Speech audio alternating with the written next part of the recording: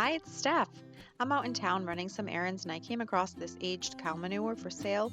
$6 a bag, so I'm going to grab some for my garden. And what do I see on the side of the road? Plants for sale. Definitely will stop for plant sales. Let's go check it out.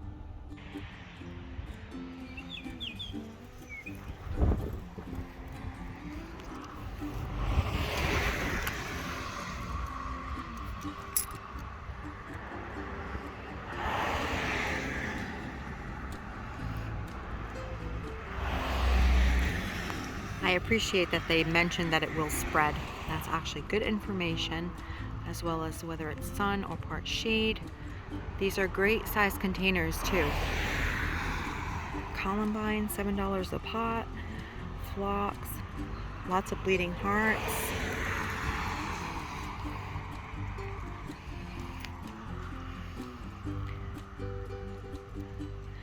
Purple iris.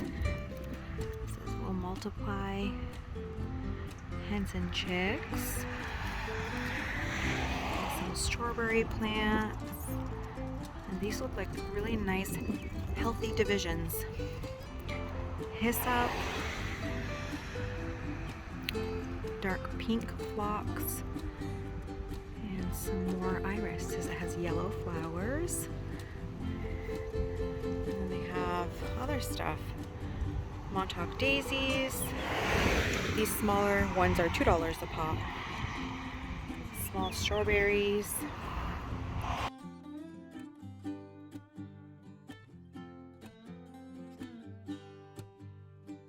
Calendula. A 2-pack for $1 of calendula. It's amazing.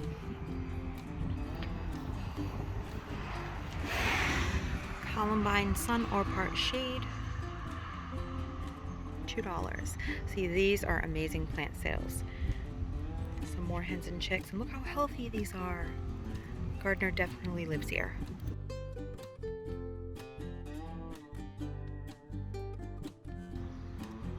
Lupin for $2. Look how pretty. So nice and healthy. These are great starts. Coreopsis, $2 a part. Some verbena. This spreads freely, so even though it says annual, it will return if you let it go to seed. Zinnias, $2 for a 4-pack. 4 o'clock. And these are Gilardia, blanket flower. Some Unanimous, Vinca, double file viburnum. Those are shrubs and they're $7 a pot. And dahlia tubers. It doesn't say what type, so it would be like a mystery. That could be fun. And then they have some forsythia.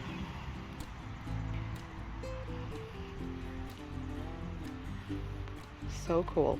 All right, let me pick some things out. So I'm gonna take a cleome and a Love Lies amaranth. And look what I found at Walmart. I was looking for 10-inch terracotta pots.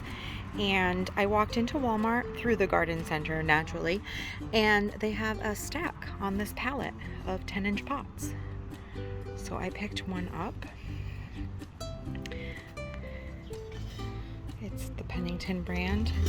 And of course another boxwood. This is a winter gem and good candidate for topiary. Has that straight stem we talked about in that vid. So far this shopping trip is a success. It looks like they are fully stocked with the terracotta pot inside Walmart also. So let's see how much the 10-inch pot is. $6.68. So now all I need is a saucer and we are good on the pot front. The 10-inch saucer is $4.64 in case anyone is curious. But they do have some really pretty pots. I'm gonna walk down the aisle and try to be good, but no promises. I can actually go with a smaller saucer. I put the 10-inch underneath and it was too big. So for the 10-inch pot, I'm gonna get the 8-inch saucer. And the 8-inch is $3.14. I'm gonna grab one of these guys too. It's $20.52 for, I think it's just about a gallon or maybe a little bit bigger. Yeah, 1 gallon. I used to get this small one for like $5 a few years ago, but along with everything else, these are up. The price on the fertilizer is up. But this is great stuff. It's fish fertilizer. You pour it in your watering can, you fill it up with water, and then you can feed your vegetables, your annuals. Plants love this stuff. It is pretty stinky, but it's okay. We do it for the plants. This afternoon I went and I picked up a few more plants from Estelle. That's actually the name of the woman that had this plant stand. I'm going to show you what I got. So this is an Astilbe, and it's a 1 gallon container. She didn't know the color, so I was cautious and only got one, because if it turns out to be red, I'm probably not going to like it as much. But look how healthy this plant is. Really nice. I also picked up 2 Cleome. These are annuals, and I picked these up to put in my pollinator bed in front of my vegetable garden. I could not believe how healthy and lush these starts are. Beautiful. She certainly is a great gardener, you can tell. Then I picked up some columbine. She didn't know if the color was purple or pink, so I got one of those. And Montauk daisies, which I have wanted for a little while but didn't have in my garden, so I was happy to grab one of those. These were $2 each. So these starts were $2. So 2 for this one, 2 for this one. These were also $2, the Cleome, which is an annual. The 1 gallon perennial was $7. And then this is it's a type of amaranth. I'll list the name up on the screen because it's escaping me at the moment, but I've never grown amaranth before, so this is going to be a trial for me.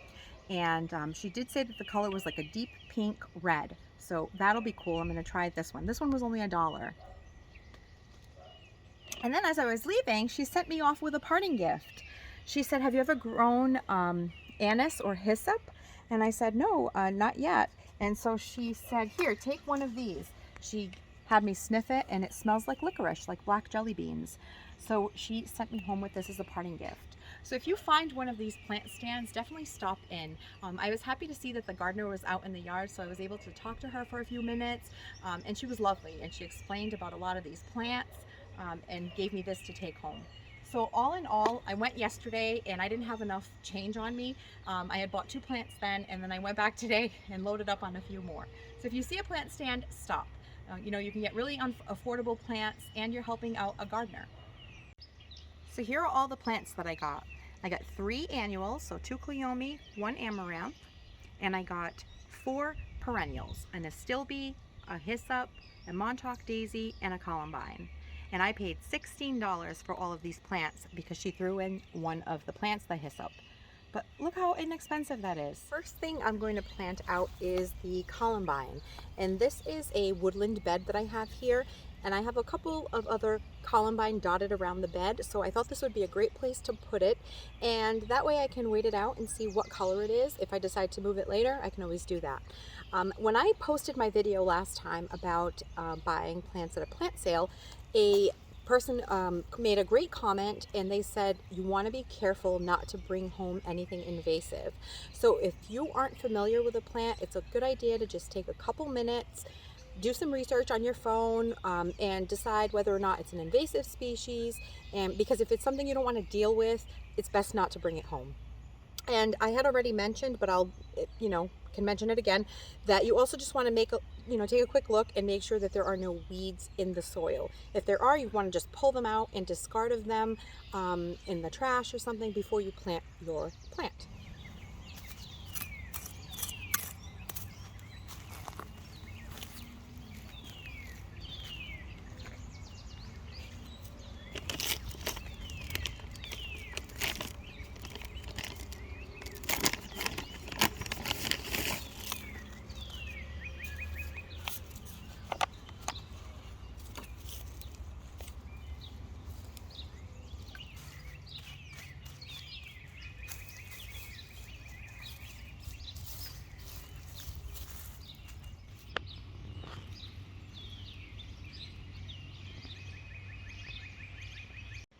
These are going to go here in my pollinator bed.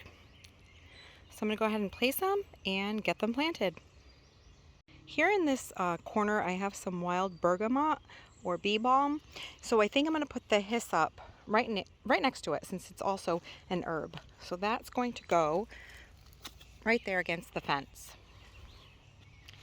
And the 2 cleome that I have, I'm going to place back here on either side of my clematis. And the Montauk daisies, I'm going to look up the light requirements to see where to put those. The amaranth is going to go right in this corner here. So amaranth there, hyssop back there.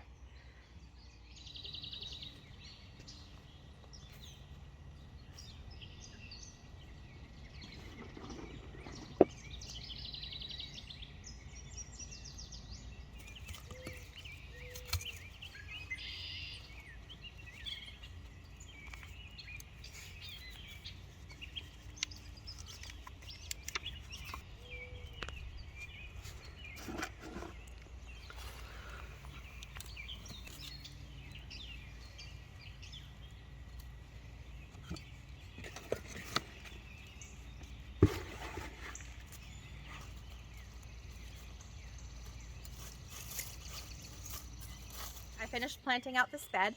I ended up putting the 2 cleomes in here, the hyssop, the amaranth, and the Montauk daisies. So I use this bed kind of like a test bed. Whenever I'm not really sure where to place something in my garden, I'll usually plant it out in this bed, see how it performs, and then I could always move it at a later date once I find a different spot for it. Or I can just leave it here for the pollinators.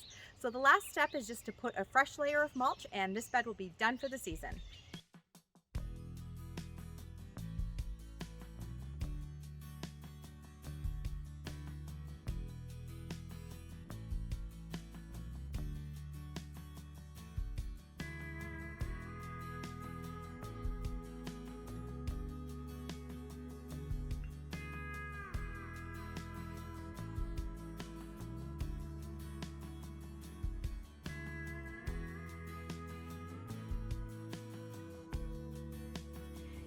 It is all done. I don't know why, but things always look 10 times better with a fresh coat of mulch. So the cleome are right there and right there. And I placed the hyssop back in that corner next to the bee balm or the wild bergamot. And then I have the amaranth in this corner and the Montauk daisy right here also, right in that spot. So it has a good amount of space to grow out there. Last thing left to plant is the astilbe.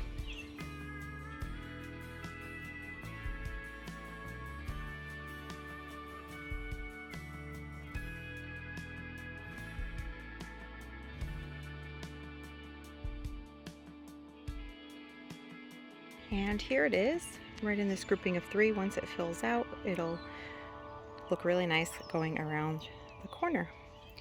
It's right here on the corner of our shed bed.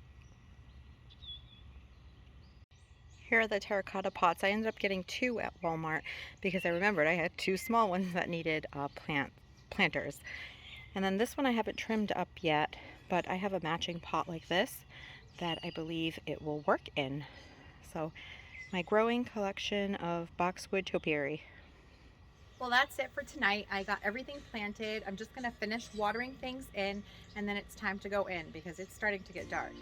So thank you for hanging out, and I'll catch you in the next one.